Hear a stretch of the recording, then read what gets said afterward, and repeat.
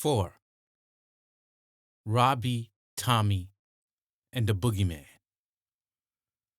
Kathie stayed with us in Manhattan for 6 days, but her time was not all taken up with hypnotic regressions and UFO research.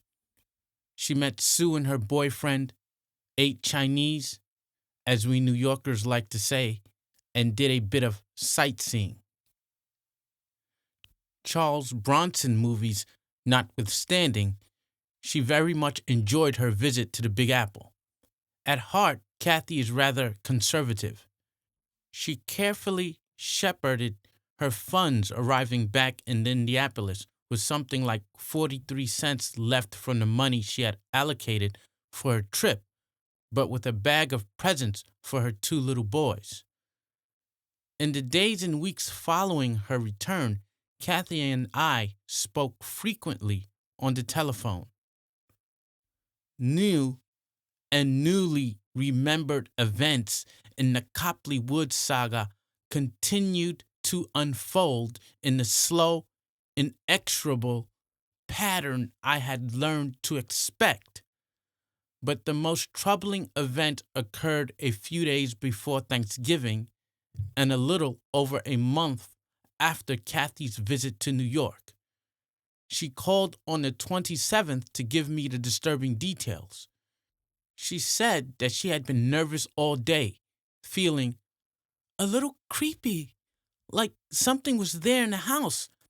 And that night I was home alone with the kids. I kept thinking I saw something every now and then, out of the corner of my eye. But then I'd turn and look, and there would be nothing there. It was really strange and kind of spooked me out. Despite her unease, however, the evening passed uneventfully. I got the kids to bed, and then I went to bed shortly thereafter. 5 a.m. I'm awakened by this blood-curdling scream, and I nearly had a stroke as I came flying up off the bed, and I ran into my kids' room. And it's my son, Robbie. Because of the creepy feeling that I was having all that night, it really jolted me. He was laying on the bed, stiff as a board and pale, and his eyes were wide as quarters. I thought he was going to die of fright. I picked him up and I said, "What's the matter? What's the matter? You must have had a bad dream." He said, first thing he did was he looked me straight in the eye and he said, "Mommy, this ain't no dream." So I said, "Okay, come into my room." I brought him in my bedroom and asked him what happened. He said, "Mommy, a man with a big head came in my wall and went in my closet and kept going back and forth, and he wouldn't let me move. And he had lights around his head." And I said, "Honey, it's just a bad dream, you know?" And he said, "The man wanted Tommy, Mommy. He wouldn't let me move." I said, "What did he want Tommy for?" And he says, "I don't know." I kept telling him it's just a dream. Calm down, you know? And he screamed so loud he woke me up out of a sound sleep between 2 shut doors. But Tommy didn't even wake up, sleeping in the same room with him. And Tommy's a light sleeper. Usually if you breathe on him, he's wide awake. So I thought I had better go in there and get him too, and bring him in my room with me, just in case.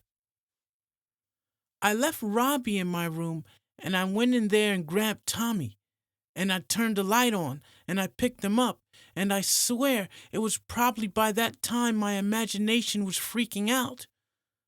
But I could have sworn I saw a flash of light in the closet, out of the corner of my eye. But when I looked there, it was like nothing, like a shadow, like a kind of fade, you know? Like it had been there, but it was gone.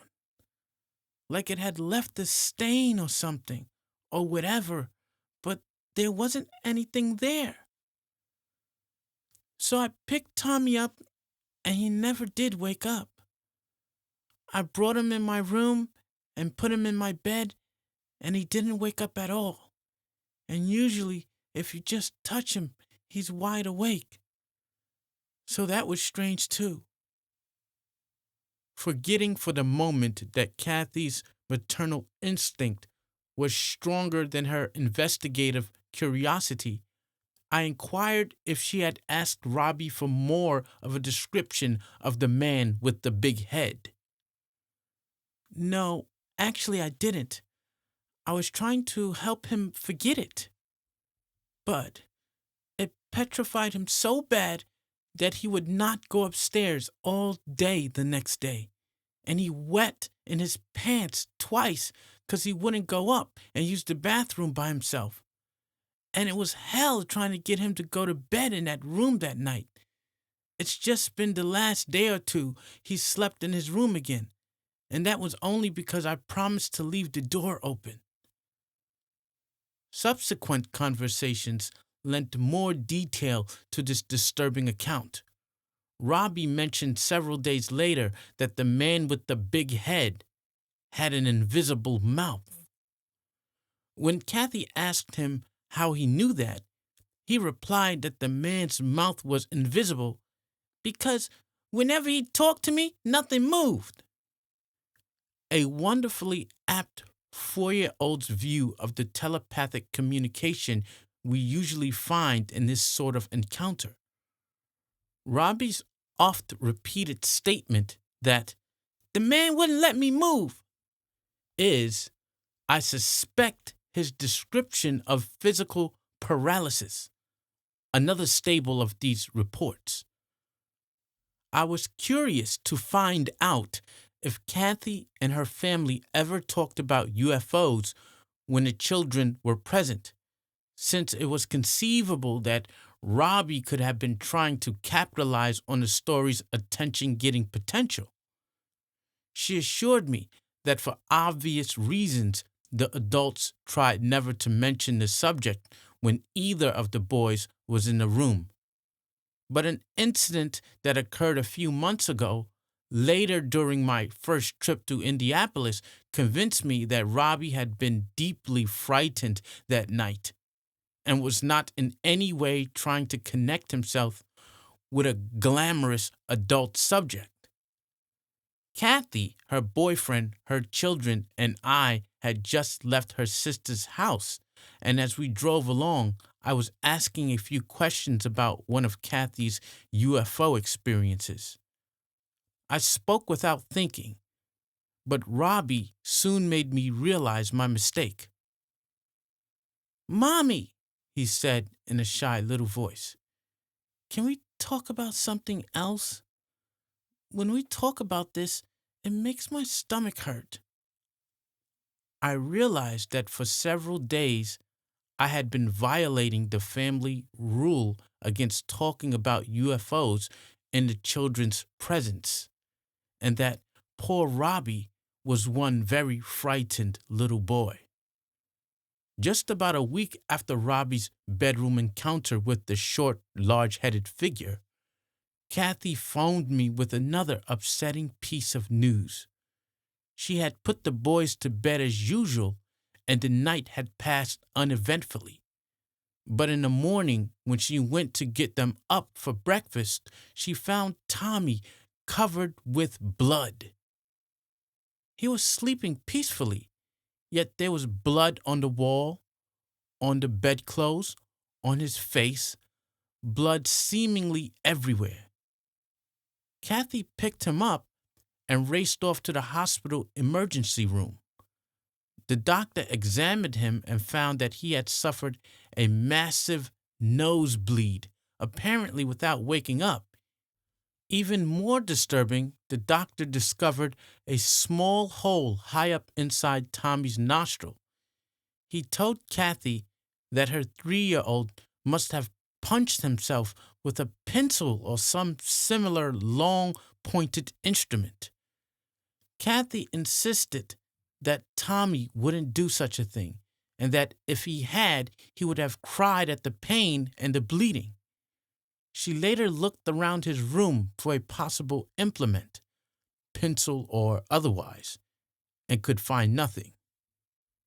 When she told the doctor this, he insisted that since there was a definite wound there, Tommy must have done it with his finger. Kathie pointed out that Tommy has short, pudgy fingers and delicate little nostrils. It seemed physically impossible. The explanation made no sense for another reason as well.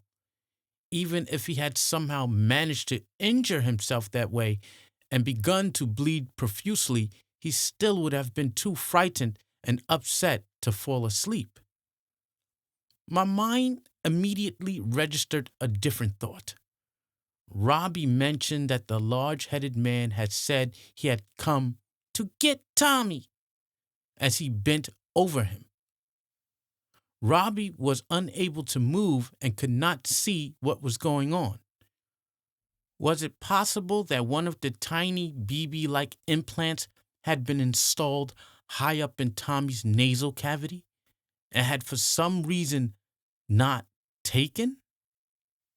Could it have somehow become dislodged a few days later as Tommy slept, causing the middle of the night nosebleed?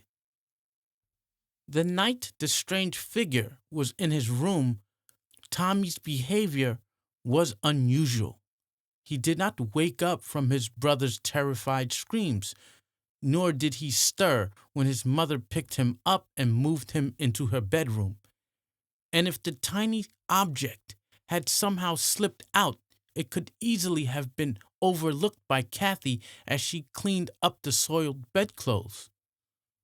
One of the many letters I received in response to missing time was from Margaret Bruning, a resident of Central Ohio. She had several disturbing dreamlike experiences to tell me about, but one in particular is relevant to Tommy's situation. She was 5 years old at the time and was sleeping peacefully in the bedroom she shared with her younger sister. She awoke as she heard her name called.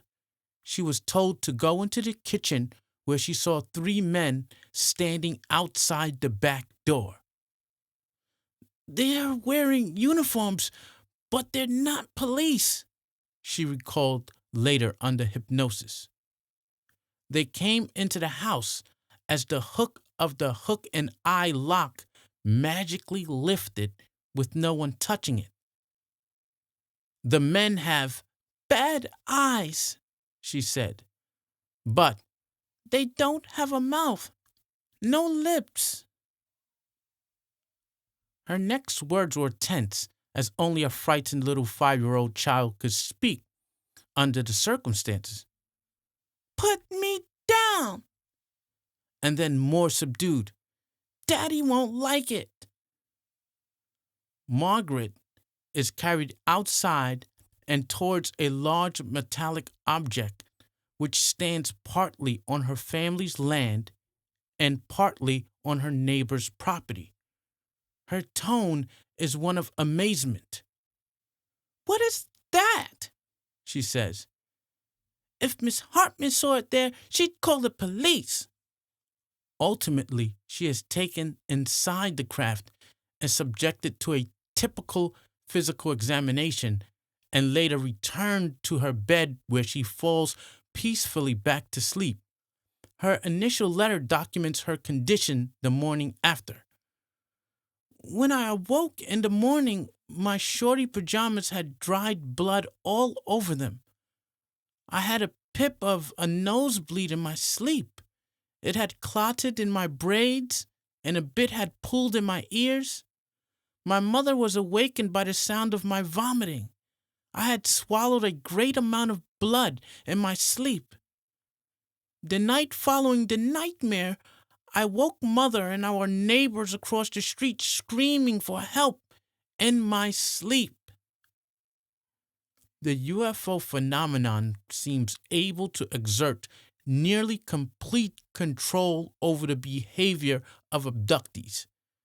In this context, one can understand how a child can undergo a serious nosebleed even swallowing quantities of blood without awakening, as was apparently the case with both Margaret and Tommy.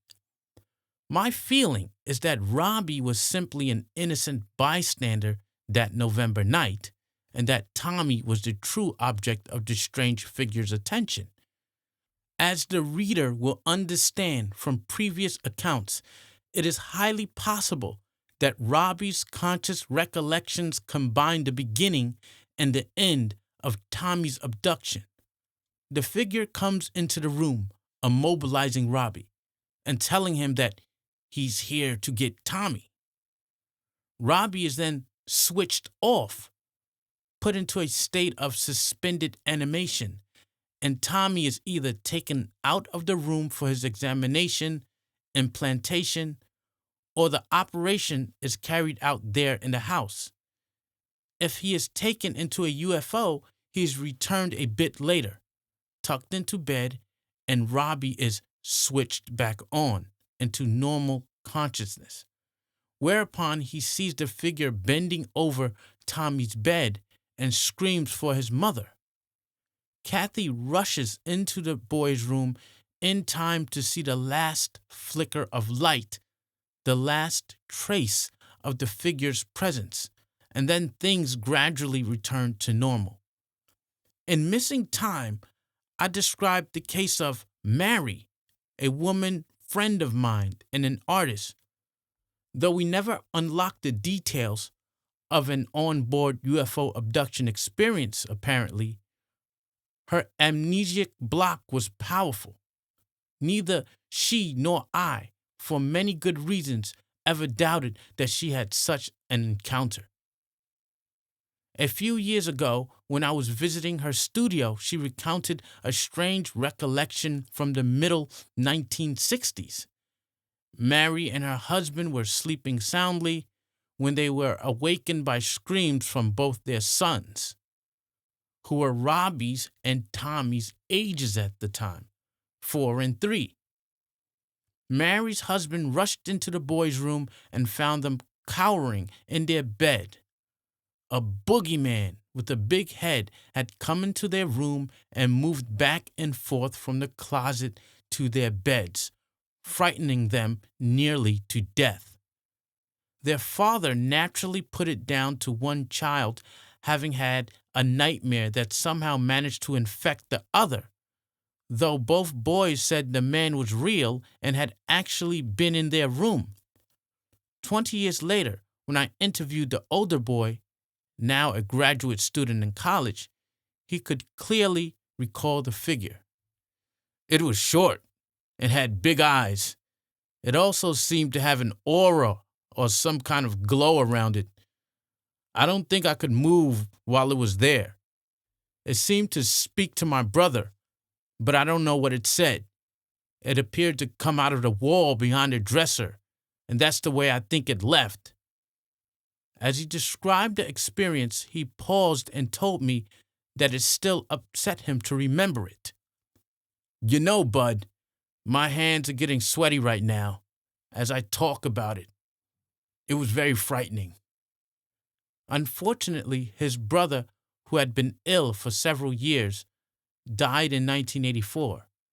His and his parents are the only available accounts of this strange affair.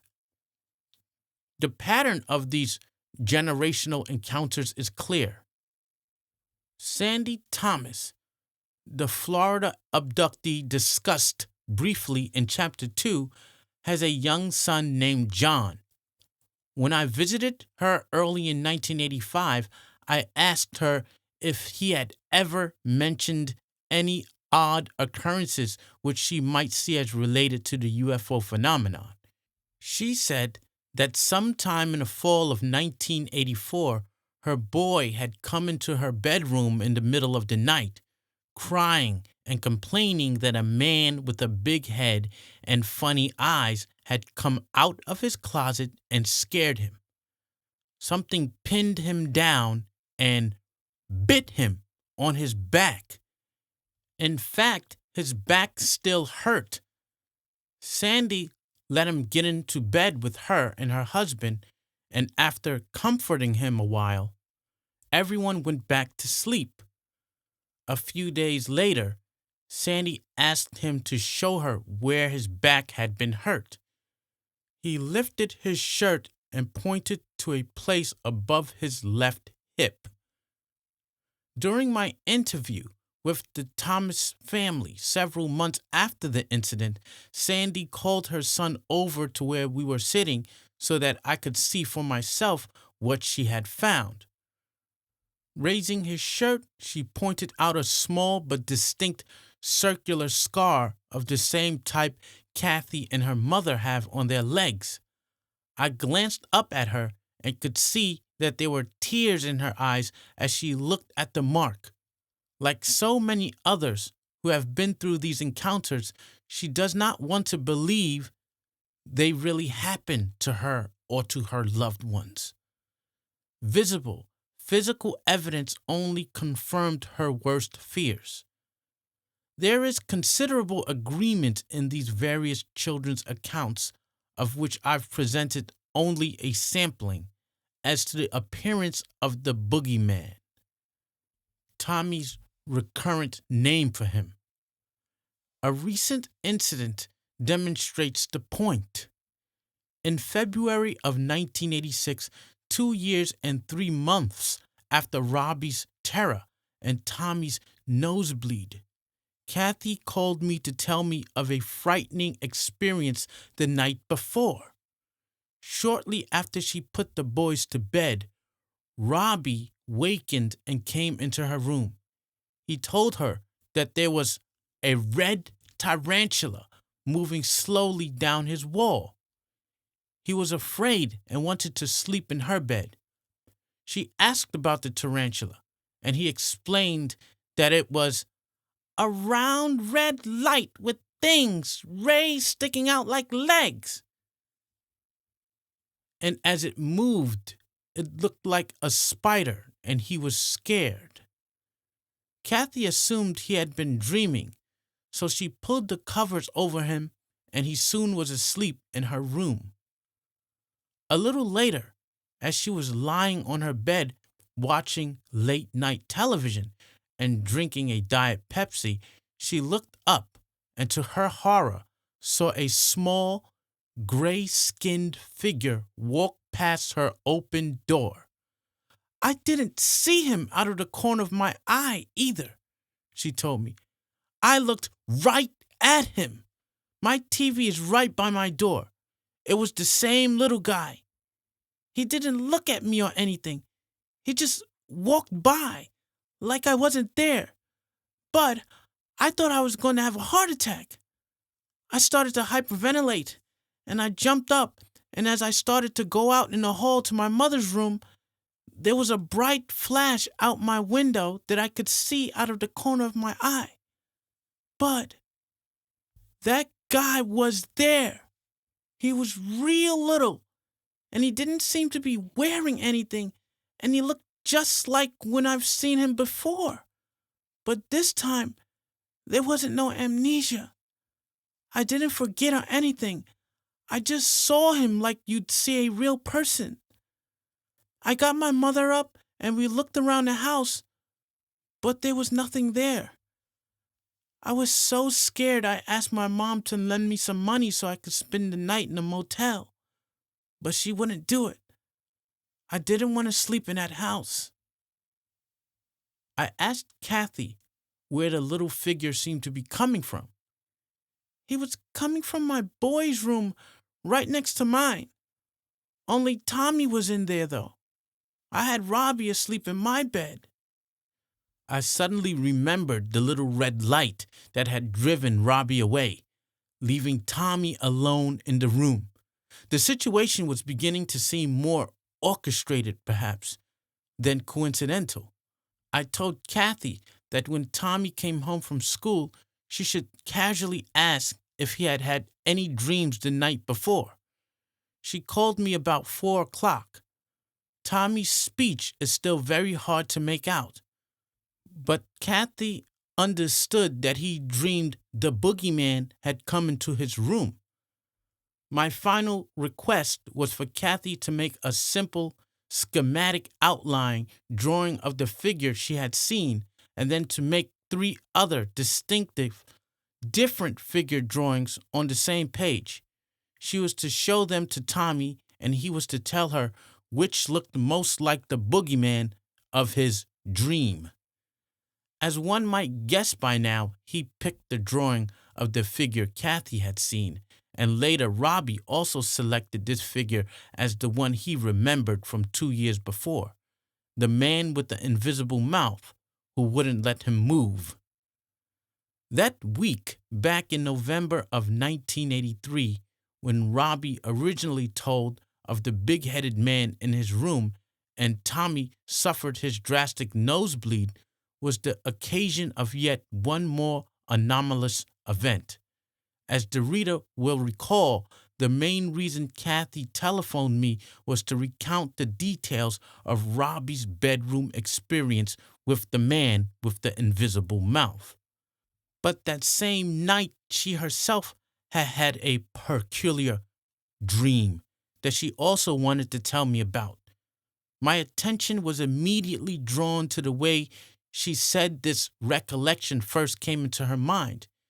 She did not wake up and remember it immediately and vividly the way most of us recall our dreams, if we recall them at all.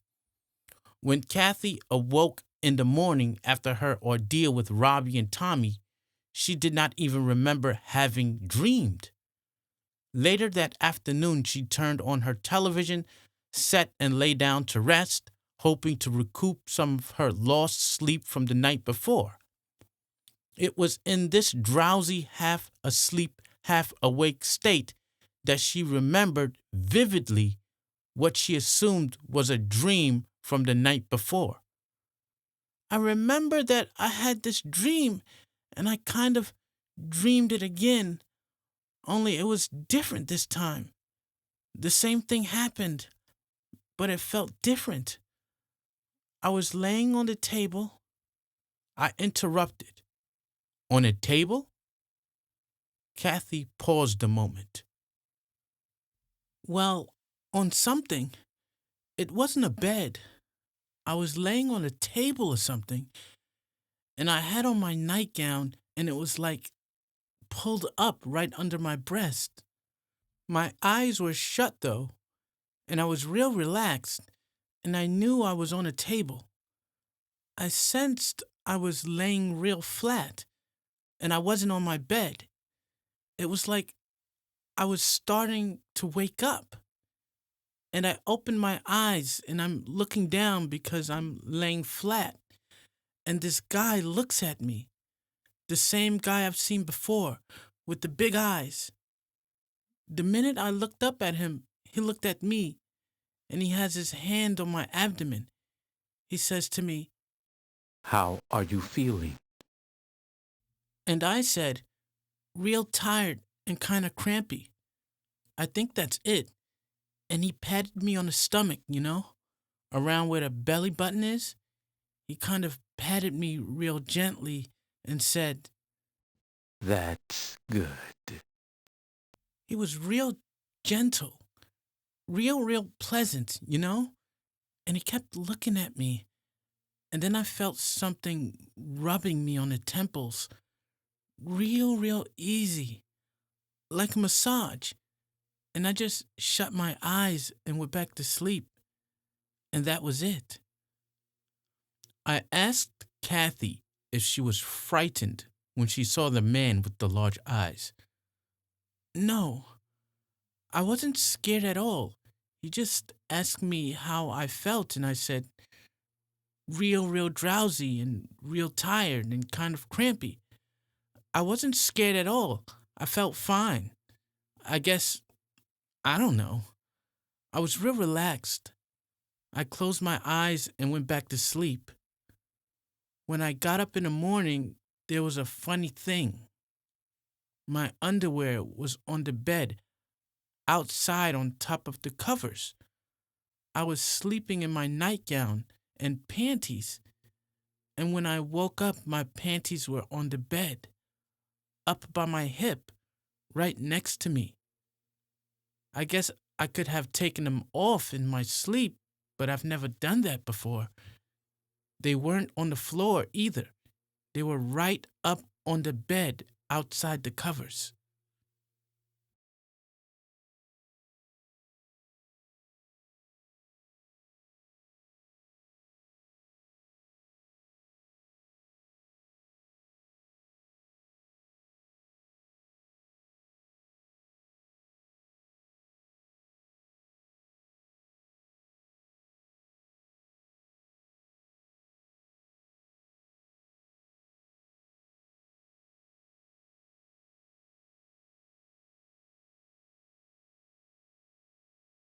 Said that the next day she felt very crampy, as if she were having an unusually difficult menstrual period.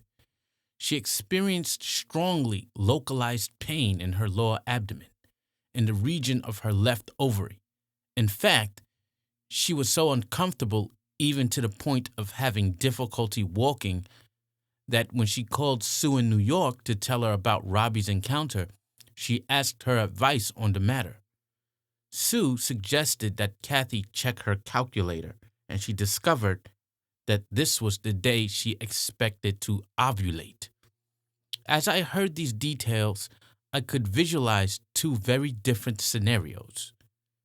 In one, Kathie was simply having an unusually painful ovulation, which often happens, I'm told, and managed to work that situation into a spontaneously generated UFO dream. This possibility was especially likely if her dream took place after she was awakened by Robbie's cries. In this scenario, her physical discomfort led her to sleepily remove her underwear without remembering that she did so. The second scenario is more disturbing. In this reading of events, the UFO occupants come into the Davis house and take both Kathie and Tommy while holding Robbie in a switched-off state until their mission is completed and mother and son are returned to their beds. This encounter, which includes the placing of an implant in little Tommy, has been planned to coincide with the ideal time of the month to remove an ovum from Kathie, an operation which nevertheless causes her some pain and later discomfort. She is kept in a quasi-anesthetized state during this procedure, however, and when she awakens, the watchful gray-skinned figure reassures her.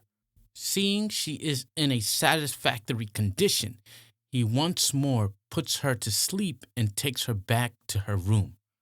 Her nightgown is pulled down, her panties are left on top of the covers, and Robbie is allowed to return to normal awareness. Though it is an extremely uncomfortable issue to face, the fact remains that from the beginning, publicly reported UFO abduction accounts contain details which unmistakably point to an interest by UFO occupants in the processes of human reproduction. When Betty and Barney Hill were abducted in 1961 and recounted their stories separately under hypnosis to Dr. Simon, Barney Hill recalled that a sperm sample had been taken from him by his captors. Betty described the painful experience of having had a long needle inserted into her navel in what her captors said was a pregnancy test. At the time, debunking psychologists, amateur and otherwise, attacked these unpleasant and clearly unerotic recollections as obvious sexual fantasies. However, a decade or so later, a device similar to the needle Betty described is commonly used in Western medicine. The laparoscope is a long, flexible tube containing fiber optics which are magnified for internal viewing. The instrument is inserted directly into the patient's navel, not for pregnancy tests per se, but for a variety of related reasons, including the removal of ova. So-called test tube babies are produced by using laparoscopy to locate and remove ova from the female for later fertilization outside the uterus with the sperm of one's choice. A fertilized egg is eventually planted back inside the uterus. If all goes well, the embryo develops normally and a healthy, normal baby is born. An abduction report which preceded the Hill encounter, and which by contrast became widely known only among UFO investigators, was the 1957 Vilas Boas case. In this Brazilian incident, Antonio Vilas Boas, a 23-year-old farmer, was plowing a field by moonlight one night when a football-shaped object flew over him and landed near his tractor, coming to rest on 3 supporting legs. According to his account, the tractor's electrical system failed, and he was seized by 3 of the UFO's occupants. He was taken inside the craft, undressed, and sponged with a clear liquid, and then a blood sample was taken from his chin. He was put alone in a small room, which soon began to fill with a grayish vapor of some kind. Vilas Boas said that at first he thought he would suffocate, but a moment later he became so intensely nauseated that he vomited. Shortly after this, a small woman with large slanting eyes entered the room naked. He described her as being very white-skinned and as having almost white hair, high cheekbones, and barely visible lips. But suddenly, and under the circumstances, inexplicably, he found himself sexually aroused, and an act of intercourse followed.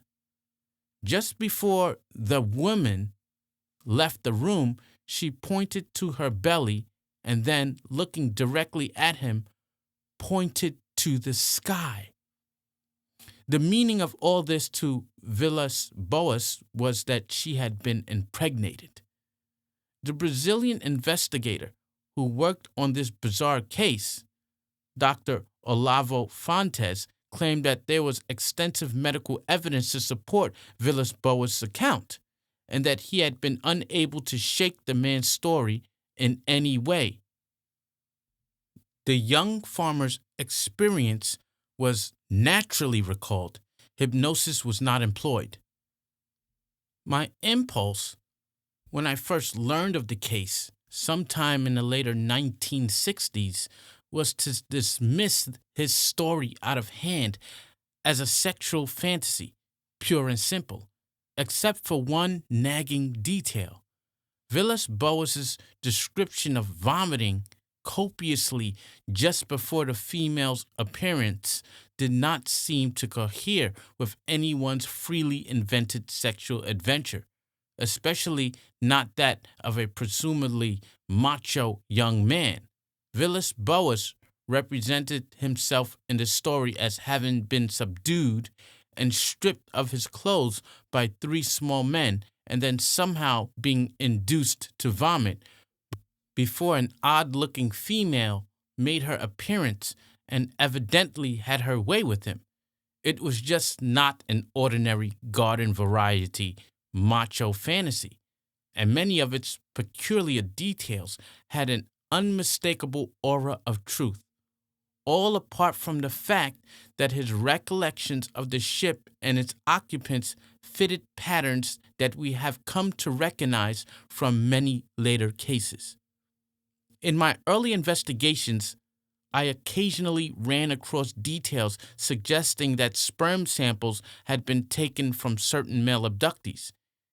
Yet, something inside me wanted to ignore or at least bypass such intimations. A number of female abductees I've worked with recalled operations similar to Betty Hill's, which suggested a laparoscopy-like procedure. And again, I put these descriptions on some back shelf of my mind. But as these apparently reproduction-focused cases accumulated, I realized that the issue could not be avoided.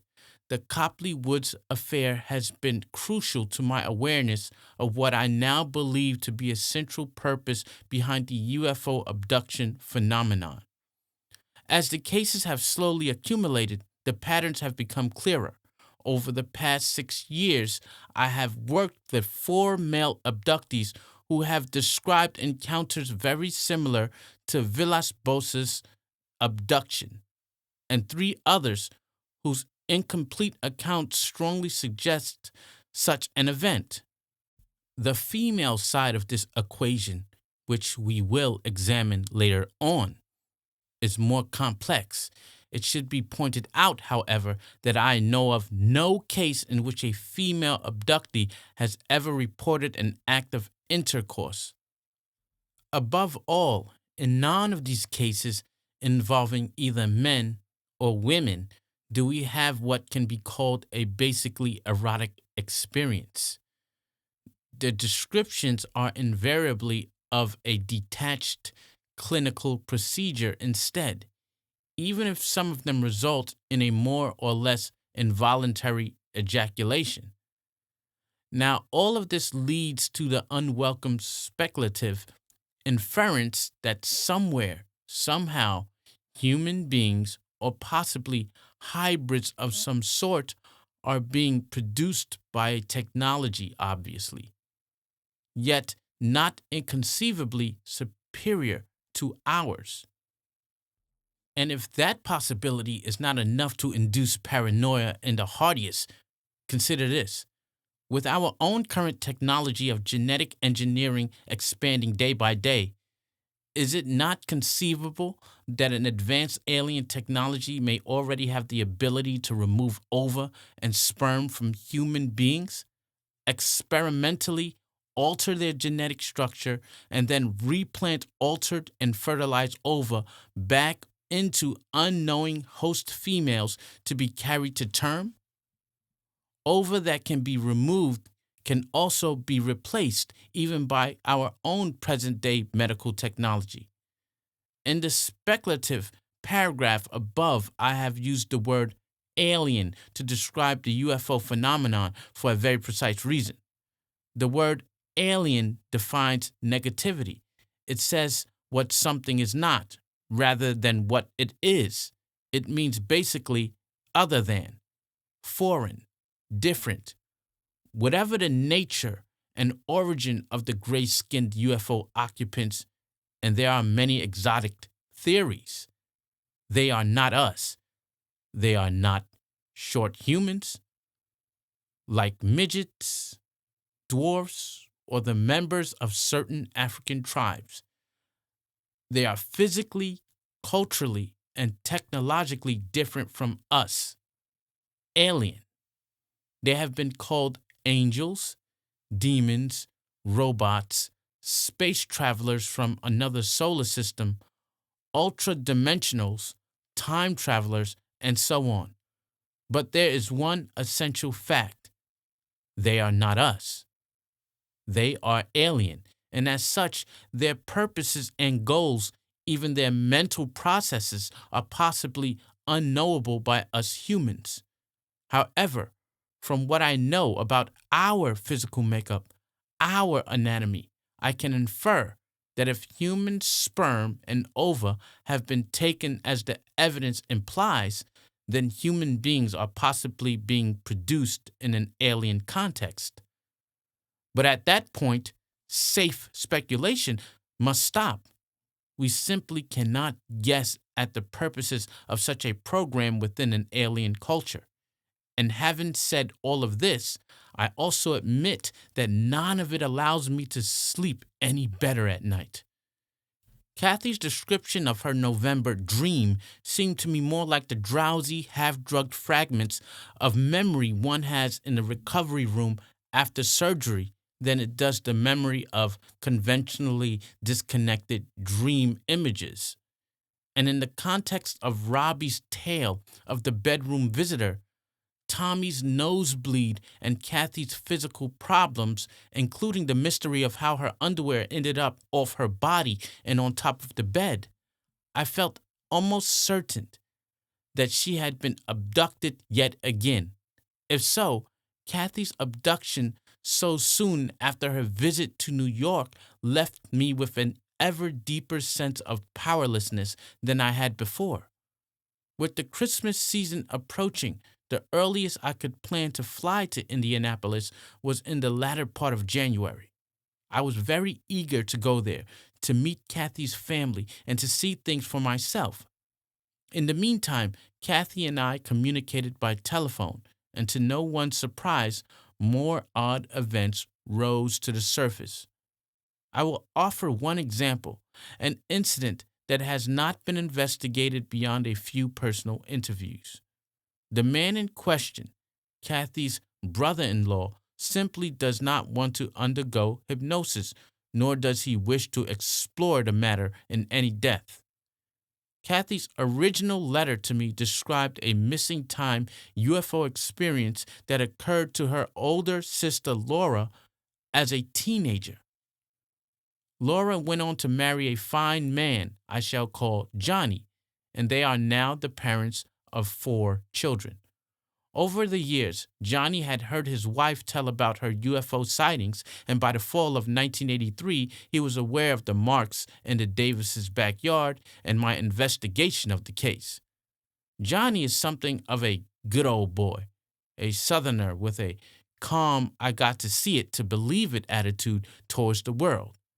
He would seem to be the last person in the world able to tolerate a strange UFO experience, so his reaction was understandable. When it happened to him, he was as confused as he was frightened. In November of 1983, that same busy month, Johnny and 2 friends of his went on a hunting trip near Spencer, Indiana. They were staying in a small cabin they owned together. Johnny awoke early before dawn and walked into the living room. Through the window, he could see a bright beam of light shining down onto a nearby wood, but he could not make out the source of the light. It moved this way and that, soundlessly, as if searching for something. A moment later, he noticed 2 figures standing outside near the cabin, and he assumed that they must be his 2 hunting companions. He decided to call to them to direct their attention to the strange light, but here his memory of that pre-dawn period ends. The very next thing he remembers is standing in the living room after the sun had already risen, watching his friends prepare breakfast. He told me later that for some reason he felt he should not mention the peculiar light to them, nor his confusion about the missing hour or 2. But the experience had obviously and deeply unnerved him. A month later, he had a second unusual experience, this one more overtly upsetting. Johnny owned a pickup truck which had a double cab. Its back seat was somewhat like a sedan's. The truck, according to both Laura and Kathie, was his pride and joy. In December, on his way to work about 5:30 a.m., Johnny slowed to a stop before pulling out onto the main road. Almost automatically, he glanced up into the rearview mirror and saw a man sitting in the back seat. Unbelieving, he turned his head and looked over his right shoulder. The figure, apparently a normal man, was wearing what Johnny later described as somewhat resembling a big Western hat. He appeared solid, darkish, clearer in silhouette than in surface detail. Johnny panicked, pulled on the brake, and jumped out of his truck. He ran 20 feet or so and then turned around. As one might have guessed, the truck was empty and the surrounding open ground provided no cover for a running figure. Johnny sold his no longer beloved truck the very next day. When I interviewed him, he told me that he thought the events in the woods and the sudden appearance of the man in his truck were somehow connected. Whatever the objective reality of the figure in the back seat, Johnny's reaction is an index of the effect of the first event on his traditional state of skeptical calm. And he steadfastly refuses to explore these events under hypnosis. But the UFO phenomenon, whatever it is, reserved even more terror for this good and gentle man. I will not discuss this later event in any detail, but in the spring of 1984, after a mysterious problem with his new truck, Johnny found himself confronted on a dark road by two very small men who seemed to just appear there. He remembers that they spoke to him without making sounds, and that subsequently he lost a period of more than 6 hours. This experience so frightened and confused him, his wife told me that he apparently found it difficult to remain any place by himself. For days after, when Laura left the room where she had been sitting with him, he would get up and follow her. She said he acted as if he were afraid to be alone in his own house, even for a moment. When I finally flew into Indianapolis on January 22nd, 1984, it was almost 7 months after the original incident in the Davis' backyard, and 3 months after Kathie's first visit to New York. She was there to meet me at the airport, smiling her now familiar quizzical smile. It was a grin that seemed to say, "Do you know what the hell we're doing here? 'Cause I sure don't." As Kathie drove me to her home, she told me the latest family news and any bits of information about the case that I might not have heard. Robbie and Tommy were dying to meet me, she said. They'd been excited for days. Both boys lived up to their billing. Tommy, who at that time could speak very little, was a plump, energetic, lovable 3-year-old. He was very hard to keep out of your lap. I would sit down at the kitchen table, pad in hand, to interview Mr. Davis. Almost subliminally, I would become aware of some wrangling going on, and when I glanced down, there would be Tommy's beaming face about a foot from mine. I would suddenly understand why there was a strange weight in my lap. He was irresistible, and I began to see him in his silence and his very physical presence as a kind of infant Harpo Marx. I wanted to buy him a tiny horn to beep. Robbie, a year older, was more thoughtful and less physical. He has a wonderful imagination and his own strange sense of humor. In order to interview him about his bedroom encounter and any possible emotional fallout it may have caused, I chose a circuitous route and inquired about his dreams. He told me that last night he had a really funny dream. "I was with these babies," he said, "and another baby came in and said, 'Goo goo gaga.'" And we all laughed and laughed. "What was so funny about that?" I asked. Suddenly serious, he said, "Don't you know? That's a baby's joke." Over the years, I have developed a special interviewing method to use with small children in UFO cases, and Robbie's wonderful dream helped me formulate this technique. On the one hand, an investigator must be careful not to trigger suddenly a child's semi-forgotten traumatic memory. And on the other, he must find a way to separate real experiences from dreams and fantasies. Both of these problems are difficult enough with adults, but when 4- and 5-year-olds are the subjects, the problems escalate. In a recent case, the father, an abductee, reported that his 7-year-old son described a dream in which he said little men came into his bedroom, lifted him up, and floated him out of the door into the living room. They kept telling him to not worry. Everything will be all right. You won't be hurt. He was floated out of the door and into the yard, where he suddenly ascended up into the sky. Later, he awoke in bed, thoroughly frightened. His father wanted me to interview him, but as circumspectly as possible. I spoke with the boy for a while, and then I told him I liked to hear about dreams. "What's the funniest dream you've ever had?" I asked. He thought a bit and then sort of made one up, something funny he'd seen on TV, perhaps which permitted a bit of creative alteration. Then I told him a funny made-up dream of my own. After a bit, we moved on to scary dreams, and I went first with a not very scary one of my own invention. He followed with a conventional scary dream of his, which seemed to have a certain degree of familiar movie content. Then I asked him if he'd ever had a dream in which he was floating. "Oh, yes," he answered enthusiastically, and repeated almost verbatim the dream he had told his father about the little men who floated him out of the house. "Dreams can be all mixed up," I told him. "I bet you dreamed you are in a different, mixed up place when the dream began." "Oh, no," he said.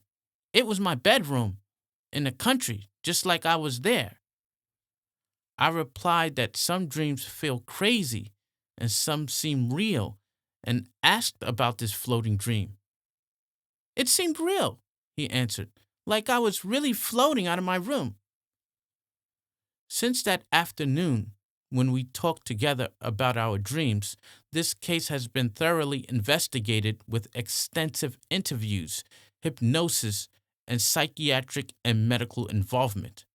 Like the Copley Woods affair, it has turned out to be an example of an apparent UFO family study of at least 3 generations. The boy, his father and mother, his aunt, and his grandfather all seem to have been abducted, and there's every reason to believe that his father, like Kathie, has had many such experiences dating back to his early childhood.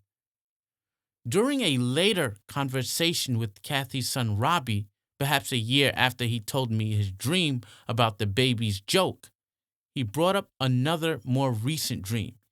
He had seen the movie E.T. and wanted to tell me that he dreamed E.T. had come into his room. I wasn't sure whether that meant he had had another UFO experience or just a normal dream about what one can consider the Walt Disney version of an extraterrestrial.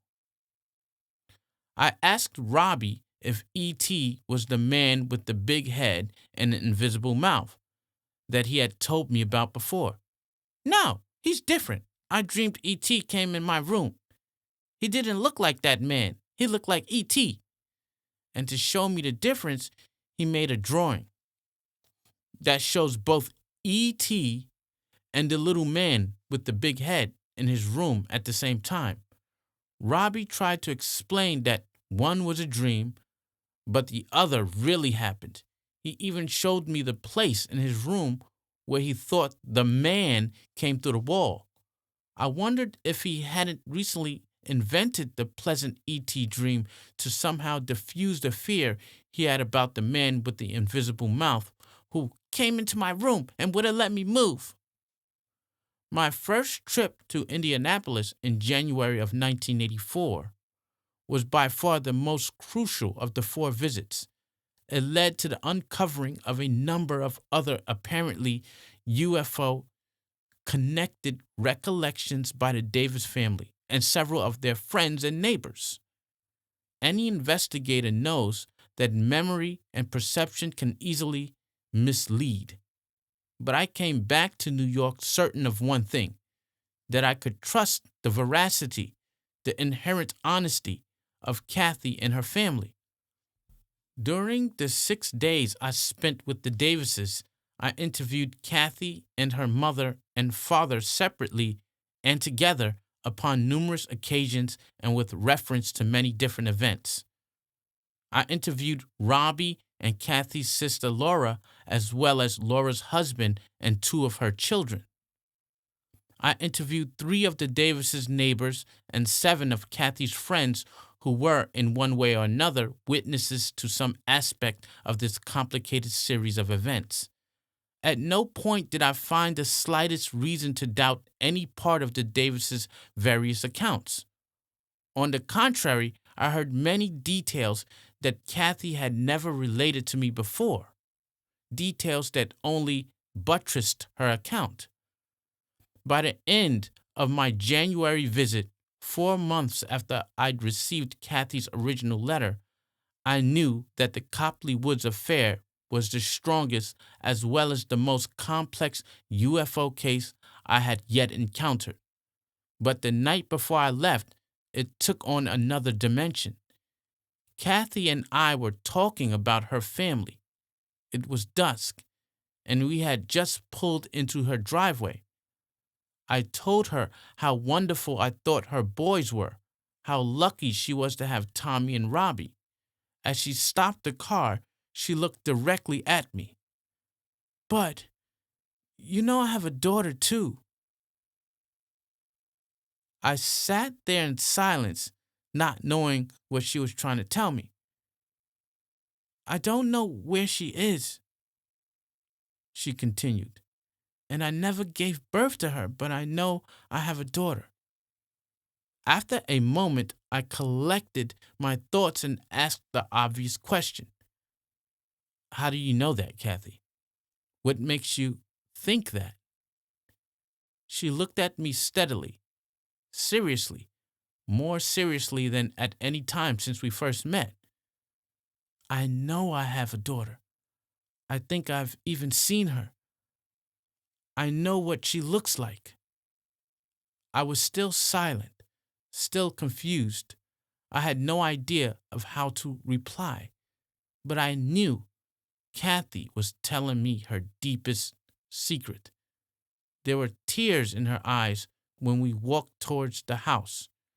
She spoke once more, just before we opened the door. "And I know something else. I'm going to see her again. I know it."